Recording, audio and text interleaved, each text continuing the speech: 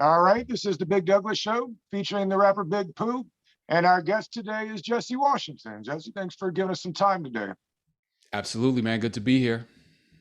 The book is I Came as a Spy, as a Shadow, and it's everywhere. It's doing fantastic. I started reading it today. Really interesting stuff. Tell us kind of how that got going for you, Jesse. Okay, so Coach John Thompson from Georgetown University, one of the iconic Black figures in sports and American history, and was consistently mischaracterized, slandered, called out his name, and just stereotyped his entire career. And so finally, towards the end of his life, he was convinced, probably by his children, to tell his story. So he was looking for a writer, and he didn't know who I was. But he had a good team around him and his children who were familiar with my work. I was a candidate to write the book. So I had to go and interview at his house. And I won't call it a grilling, but it was definitely a stiff questioning. And then I passed that hurdle. And even in the beginning of the going with the first couple months of me writing the book with him, I could still tell I was on probation and I could get benched or cut at any minute. But eventually I won over his confidence. And then I'm glad that we were able to finish it together. Jesse, I was just doing a quick preview, and since Elgin Baylor recently passed, I know John Thompson definitely had a lot of love for Elgin Baylor. Can you speak on that a little bit? Oh man, absolutely. So he revered Elgin Baylor. He said, I was like, so he was like your idol, your hero? He was like, no, he was something above that. I got to set the scene for you though. This is about in the 1950s in Washington, D.C., which is segregated, and Black kids didn't get a chance to play in the integrated leagues. And Elgin Baylor, as great as he was, didn't even really get recruited to play major college basketball. He ended up out in Seattle by way of some college in Idaho. But all in the neighborhood, Coach Thompson, who was probably in middle school, said, I started hearing about this guy named the Rabbit. And they said he could fly over the rim. He could change directions in midair.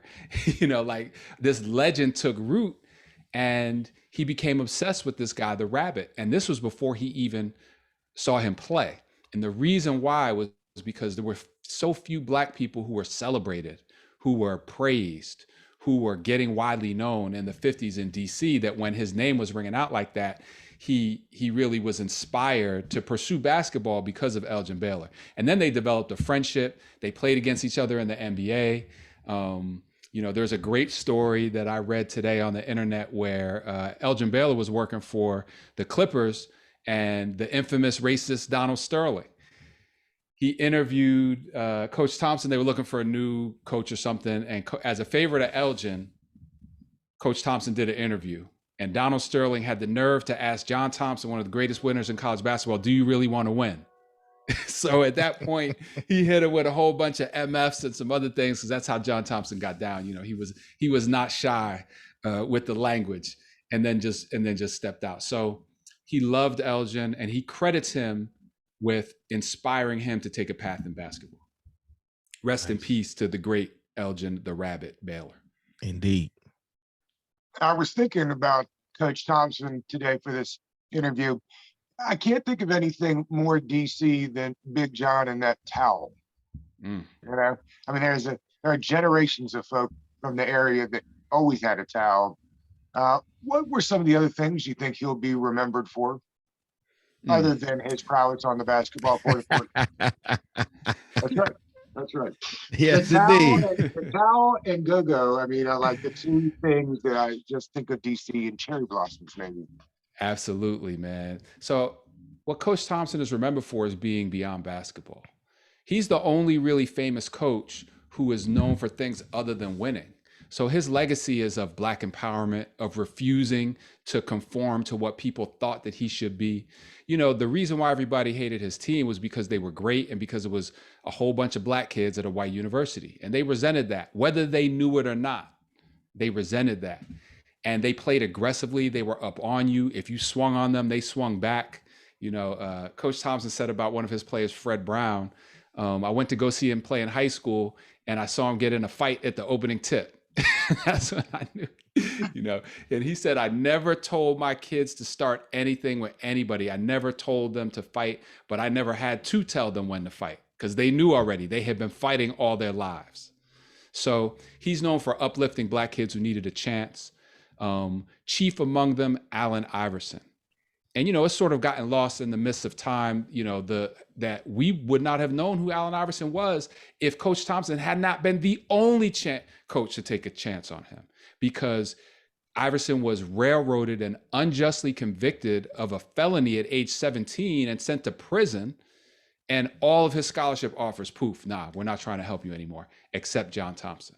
And Allen's mother had to beg him to take him on that team. So he's known for uplifting Black youth, and primarily he's known for education, for emphasizing to all these people, hey man, you got to succeed with your mind. You have to add something to the world with your intellect. More money is made sitting down than standing up, and to see what his Hall of Famers like Patrick Ewing is doing, coaching with his mind. Alonzo Mourning, tremendous charitable endeavors in South Florida. Dikembe Mutombo, building hospitals in Africa. They really took those lessons to heart. And so there's generations upon generations of people who are being assisted now and helped, and their lives are improved because of Coach Thompson's lessons to his players. Coach drove down to pick up AI, didn't he? Say that again, please. Did Coach had to drive down and scoop up AI? Is that right? Nope, he didn't drive down. He got a call from the great Boo Williams, the AAU maestro, and a good guy. And he said, hey man, there's a mom down here and she needs some help with her son. And they drove up. And as he tells the story in the book, they had some of their people with them or whatever, one or two folks, and they had the nerve to question Coach Thompson, could he coach a guard? They said, oh, you a big man coach. Coach Thompson was like, what? I got guys in the NBA. I got Sleepy Floyd. I got All-Americans. You talking about I'm a big man's coach. He was getting ready to kick them out on their ear when AI's mom said, can I speak to you alone for a minute? And when she got there in the room alone with Coach Thompson, she said, if you don't take my son, they're going to kill him.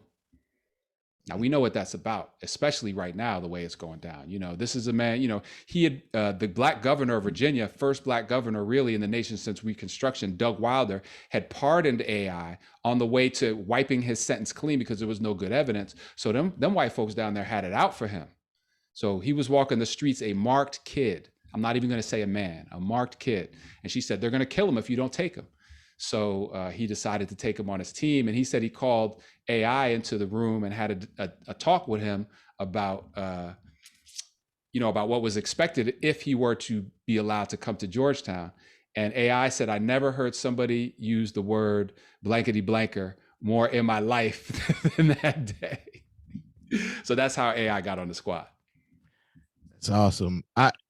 Growing up in Northern Virginia in the 80s and the 90s, I didn't know any better at the time, but I swore Georgetown was a HBCU. That's what's up.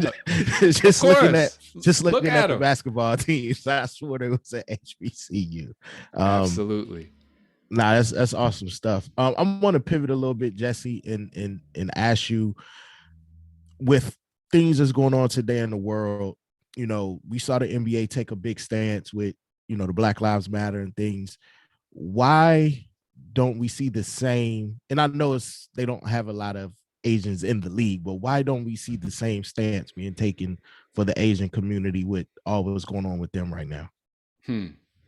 Well, I think we are making some strides, and I have seen a lot of signs that we are repping for them like we should, because as oppressed people, as stereotyped, and people who are victim of racism, we should band together to make things better. But there's a lot of history of tension between Asian Americans and Black folks, particularly in the big cities. I'm from New York and in LA, let's not forget the Ice Cube song, Black Korea, you know what I'm saying? So that sort of expresses a sentiment where we see Asian Americans in the hood, having stores, having businesses, and we feel locked out of that.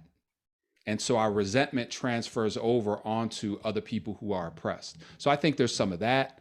I think that there is a misperception of Asians as this model minority. And when we talk to our Asian brothers and sisters, first of all, this whole term, Asian American, they don't have a lot of cultural similarities between some aspects of that community. You got Hmong refugees who are at the bottom of the barrel. Then you got Chinese American immigrants who are, the sons and daughters of educated people who overachieve academically. So there's a lot going on that we overlook and just be like, oh man, y'all, we stereotype them. Y'all are all smart in math, scooping up all the college, spots and all things like that. So I think all that feeds into why in the past we haven't been as supportive of their struggle as we should. And Jeremy Lin dealt with a lot of racism, in his career and continues to do so. Man, quick side note.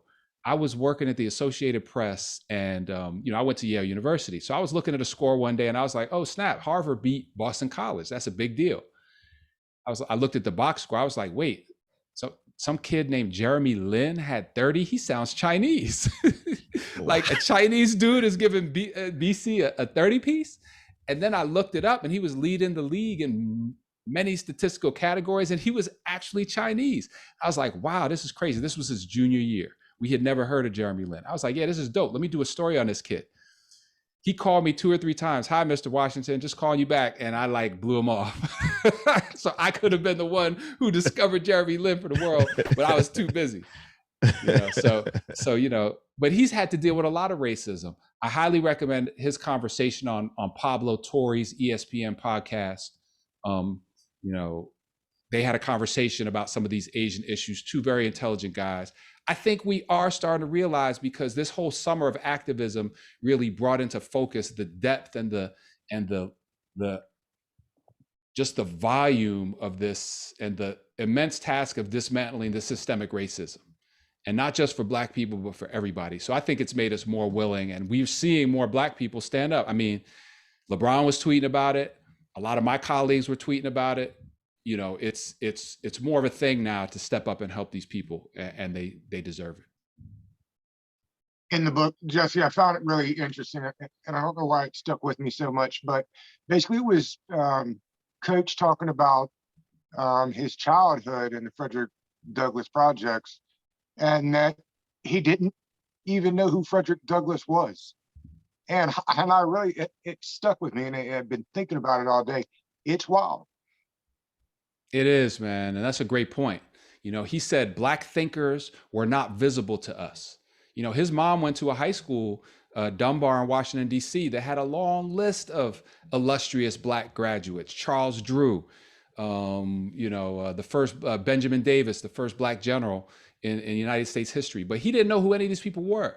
He knew who Joe Louis was, Jackie Robinson, the Rabbit, because we celebrate sports. And to a certain extent, it's still the same way, yeah, we got Obama now and everybody knows who that is, but how many, kids in disadvantaged neighborhoods can look and say, oh, look, there's a Black CEO?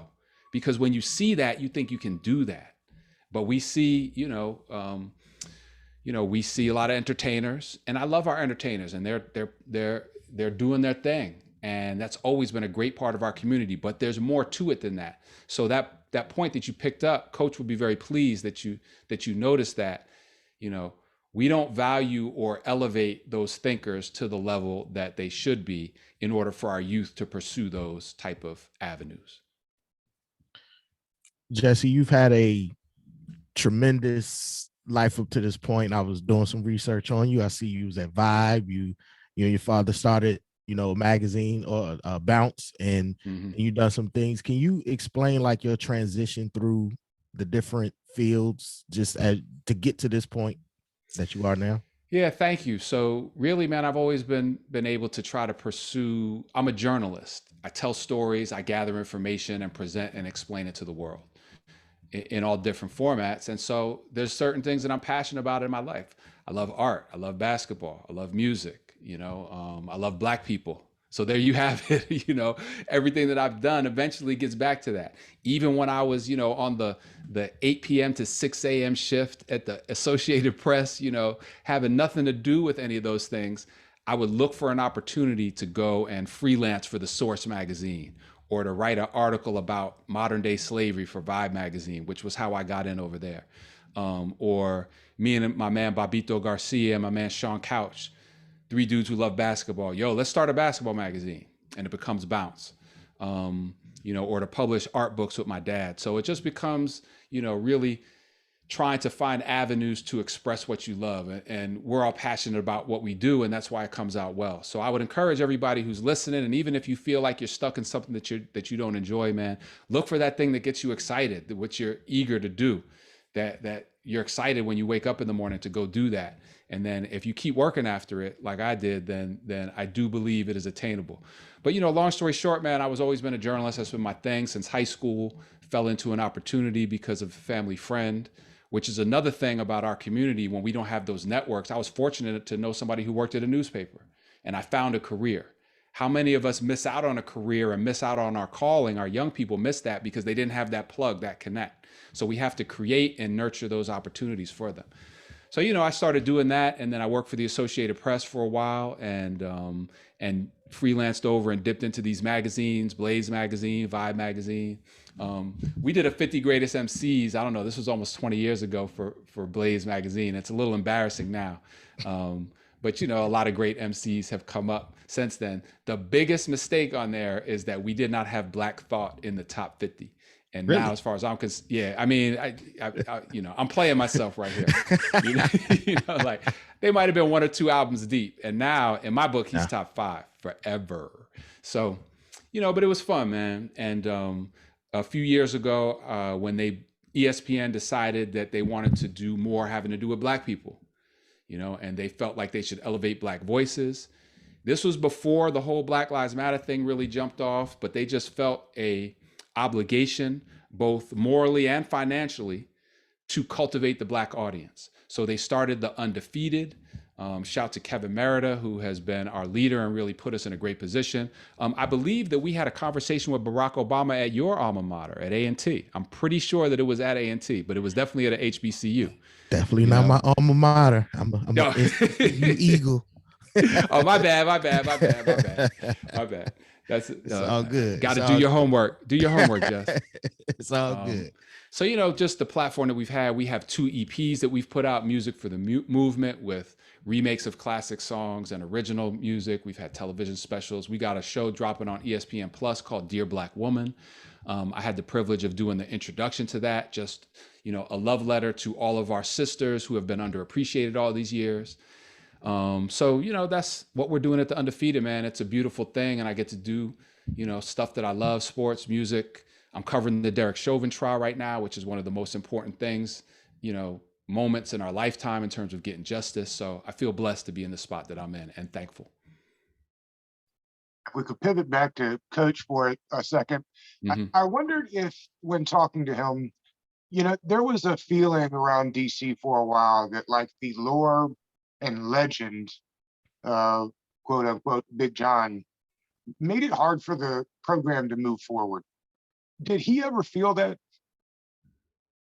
He talked about that a little bit in his book. And he said after he resigned, and then he gave the job to one of his assistants, Craig Esherick. And he described how it was difficult for him to even be in the gym because of his presence, and everybody thought that if he sat too close to the bench, people thought he was still trying to coach. If he sat too far, people thought he didn't care. And so it was tough, and everybody always perceived that he was trying to coach. And then his son became the coach and went to the Final Four his 3rd season. And coach said, I did want to coach my son's team, and my son would listen to me and then do what he wanted to do, which is what he was supposed to be doing. So it was difficult, man. Anybody who follows a legend, and somebody with as magnificent a record as Coach Thompson is going to have a tough way to go. So it was difficult, and except, his son had the program in a good spot, and then his son missed the tournament for 2 straight years and then didn't get out of the 2nd round for another couple years before that, and they fired his son. And I tell you, in the book, Coach goes all the way in on his beloved Georgetown University about why they did that. And so, he loved Georgetown, but he wasn't afraid to hold them accountable. It was like a family member. Look, man, I love you, but you're really messing up right now.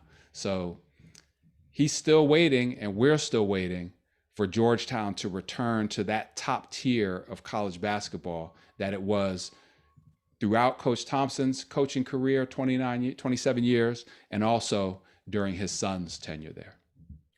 I was going to ask you, Jesse, how was John taking Georgetown not being at the level that, I know he expected them to be after he retired? We didn't talk too much about that, but we did meet every day at the Georgetown facility and a lot of times in the basketball office. And so he was around them and I could observe how he interacted with people. And it was always very supportive. It was always supportive, super supportive of Patrick Ewing. He's the reason Patrick got the job. He said, I went back and looked at my notes the other day when Georgetown made the tournament. And Coach Thompson said, I was the only person on the planet who thought Patrick should have this job, including him. So he really wanted them to succeed, but he was very mindful of the fact that the whole landscape is different now, starting with the fact that, the loot that these players are getting paid to go to some of these colleges is a lot bigger. People were getting paid back when Coach Thompson was, people were asking him for money and he was like, son, we don't do that here. But now the sums are just so much larger, and the way the talent goes, like if you don't pay players like Georgetown, then how are you really going to rock? I mean, it's a tough way to go if you're a clean program and you're expected to beat the schools that do cheat. So that incentivizes you as a coach to cheat. This is all what Coach Thompson is saying. So he's troubled by it, but he does think that Patrick can do it, and he does believe in him. And I do too. They took a huge step forward this year. Georgetown got a great recruiting class coming in. So I think that they're headed back to the tournament on a regular basis and getting back in the top 25. Word is their big man. I can't remember his name. He just entered into the transfer. I saw that. Wahab, man, yo. All right, so let me just take a pause because we got to remember these are young men that we're talking about. They're students. They're not, Qudus Wahab looked grown as a mug, but, he's still developing. Right. So I really want to be very cautious and respectful in my assessment of the decisions that these guys are making. But it's really hard to see. You went to the tournament, you get a chance to learn from one of the greats of all time. And then, but there's a transfer problem in basketball right now. And I call it a problem because kids just don't want to stick it out, man. And at the slightest, they're too entitled. And I'm not speaking about young Mr. Qudus, in particular. I'm speaking about in general. And it starts, so I got a son who plays for Drexel University, and he's not a superstar. He's a good player. He gets his buckets. He's scraping and scrapping and clawing to do his thing. And I have a daughter who's playing at Boston University next year. So I'm very familiar with this AAU atmosphere. If I don't like this situation, boom, shoot, it could be the same tournament. I'm going to go rock with another team. I'm going to go, if I'm not getting burned at this high school, instead of earning my spot and getting some minutes from somebody else, I'll transfer to another high school and play over there. So the grass is always greener, and that transfers over into, no pun intended, over into college. These kids just up and leave in the middle of the season. Cats beats for it. Literally, I think they're recruiting in the handshake line at the end of the game. Yo, B, you can rock with us, right? like come through. So, I don't know why young Mr. Qudus wanted to transfer. He looked good to me in the tournament. He looked like he was getting a great opportunity. They're going to feed the post at Georgetown, which I don't know they're going to do at a lot of other schools because, basketball in general doesn't believe in playing inside out anymore. So, good luck to him, man. I don't know why he did it, but good luck to him. 2 years in a row, right? There's 2 years in a row now they've had somebody move on. It's interesting. More than that. I mean, before him, they've had, they had a couple dudes who messed up, so they sort of transferred themselves. But then they had Mac McClung, he transferred. And I will speak on this because, so Mac had a nice sophomore year and then was trying to go pro. And no disrespect to Mac, who's a terrific player, and I think may have an opportunity to play in the NBA, but anybody who knows basketball could see he wasn't ready yet. Jumper not consistent enough.